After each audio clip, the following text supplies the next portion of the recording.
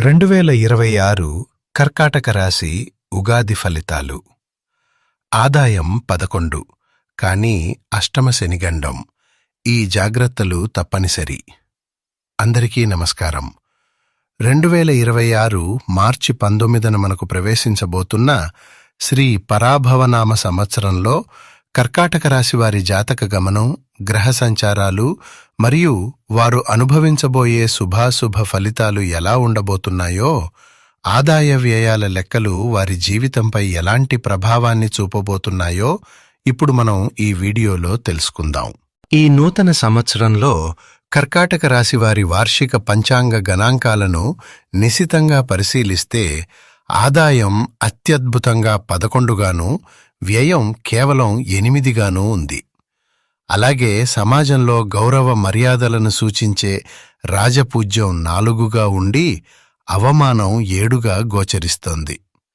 ముందుగా ఈ గణాంకాల్లోని ఒక అద్భుతమైన సానుకూల అంశాన్ని గమనిస్తే, గత కొంతకాలంగా ఆర్థిక ఇబ్బందులతో సతమతమైన కర్కాటక రాశివారికి ఈ పరాభవనామ సంవత్సరం ఒక స్వర్ణయుగం లాంటిదని చెప్పవచ్చు.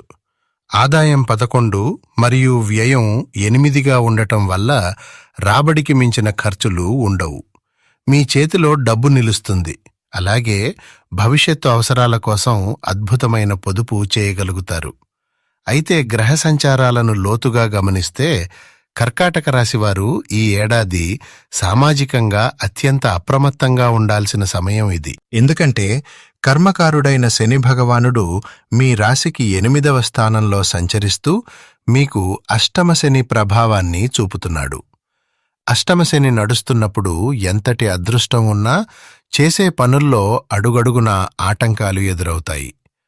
వృత్తి వ్యాపారాల్లో ఉన్నవారు అష్టమశని ప్రభావం వల్ల తోటి ఉద్యోగుల నుండి లేదా పోటీదారుల నుండి తీవ్రమైన ఒత్తిడిని, కుట్రలను ఎదుర్కొనే అవకాశం ఉంది. అంతేకాకుండా రాజపూజ్యం 4 మరియు అవమానం 7గా ఉన్నందున ఆఫీస్లో గాని లేదా బంధుమిత్రుల మధ్య గాని మీరు చేయని తప్పుకు నిందలు పడే ప్రమాదం ఉంది. మీ మంచి మాటలను కూడా ఇతరులు వక్రీకరిస్తారు.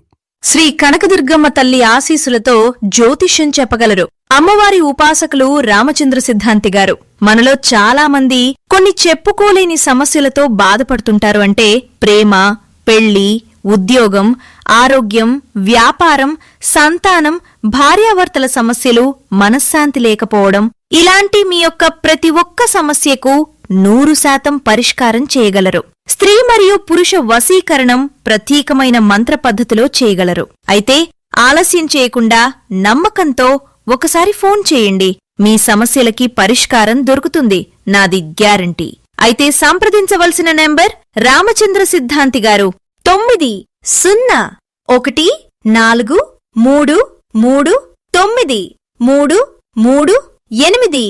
కాబట్టి ఈ పరాభవ నామ సంవత్సరంలో కర్కాటక రాశివారు ఎవరితోనూ వాదనలకు దిగకుండా ఎంత మౌనంగా ఉంటూ మీ పని మీరు చేసుకుంటే అంతగా మీ గౌరవాన్ని కాపాడుకోగలుగుతారు. కుటుంబ మరియు ఆరోగ్య వ్యవహారాలను పరిశీలిస్తే జూన్ మాసం వరకు లాభస్థానంలో అంటే 11వ ఇంట్లో సంచరించే గురుభగవానుడి అద్భుతమైన అనుగ్రహం మీకు ఒక శ్రీరామరక్షగా నిలుస్తుంది. అష్టమ శని వల్ల ఎదురయ్యే గండాలను గురువు తన శుభదృష్టితో చాలా వరకు తగ్గిస్తాడు. జూన్ వరకు కుటుంబంలో సంతోషకరమైన వాతావరణం నెలకొంటుంది. గృహ నిర్మాణాలు లేదా శుభకార్యాలు తలపెట్టడానికి ఇది అనుకూలమైన సమయం. అయితే జూన్ తర్వాత గురువు 12వ స్థానమైన వ్యయస్థానంలోకి మారడం వల్ల కుటుంబంలో వివాహాది శుభకార్యాల కోసం చేసే ఖర్చులు పెరిగే అవకాశం ఉంది. అష్టమ శని ప్రభావం వల్ల ఆరోగ్యపరంగా కర్కాటక రాశివారు అస్సలు అశ్రద్ధ చేయకూడదు. ముఖ్యంగా ప్రయాణాల్లో చిన్నపాటి గాయాలయ్యే సూచనలు ఉన్నాయి. కాబట్టి వాహనాలు నడిపేటప్పుడు అత్యంత జాగ్రత్త అవసరం. ఈ పరాభవనామ సంవత్సరంలో అష్టమ శని వల్ల ఎదురయ్యే గండాలను, అవమానాలను తొలగించుకోవడానికి కర్కాటక రాశివారు పరిహారాలు పాటించటం అత్యంత ఫలప్రదం. అష్టమ శని తీవ్రత తగ్గడానికి ప్రతి శనివారం ఆంజనేయస్వామి ఆలయ దర్శనం చేసి హనుమాన్ చాలీసా పఠించటం అస్సలు మరువకండి. అలాగే మీకు ఉన్న అత్యద్భుతమైన ఆదాయ యోగం ఎటువంటి ఆటంకాలు లేకుండా మీ దరి చేరడానికి, కుటుంబంలో సుఖశాంతులు వెల్లివిరియడానికి శ్రీ వెంకటేశ్వర స్వామి 7 శనివారాల వ్రతాన్ని అత్యంత భక్తి శ్రద్ధలతో ఆచరించండి.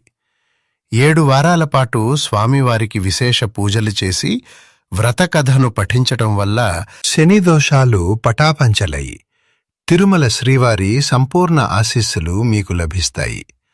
దృఢమైన సంకల్పంతో ముందడుగు వేస్తే ఈ పరాభవనామ సంవత్సరం కర్కాటక రాశివారికి సిరి సంపదలను ప్రసాదిస్తుంది.